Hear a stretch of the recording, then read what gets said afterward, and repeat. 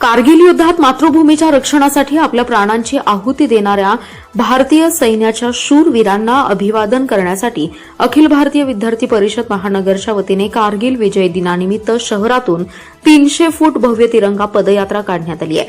या पदयात्रेत मोठ्या संख्येने विद्यार्थी सहभागी झाले होते। आज विश्रामबाग येथील विलिंग्डन महाविद्यालयाजवळील हनुमान मंदिर येथून भारत मातेच्या प्रतिमेचं पूजन आणि वीर जवानांना अभिवादन करून पदयात्रेला प्रारंभ झालाय। हातात 300 फूट लांबीचा तिरंगा घेऊन सहभागी झालेल्या युवकांनी भारत माता की जय, वंदे मातरम, भारतीय सेना अमर रहे, जय जवान जय हिंद अशा राष्ट्रभक्तीपर घोषणांनी संपूर्ण परिसर दुमदुमून सोडलाय। पदयात्रा विश्रामबाग येथून जिल्हाधिकारी कार्यालयामार्गे विश्रामबाग चौक आणि पुन्हा हनुमान मंदिर येथे दाखल झाली। मार्गावर अनेक नागरिकांनी पदयात्रेवर पुष्पवृष्टी करून सहभागींचं स्वागत केलंय।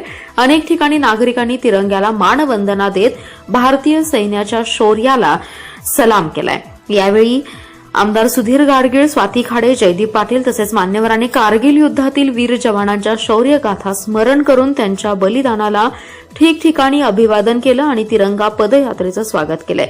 या कार्यक्रमात जिल्हाप्रमुख प्राध्यापक डॉ. जान्हवी बेडेकर, जिल्हा संयोजक केतन शेंडके, महानगर अध्यक्ष डॉ. सिद्धेश्वर जाधव, महानगर मंत्री अविनाश यादवाडे व कार्यकर्ते तसेच विद्यार्थी मोठ्या संख्येने उपस्थित होते।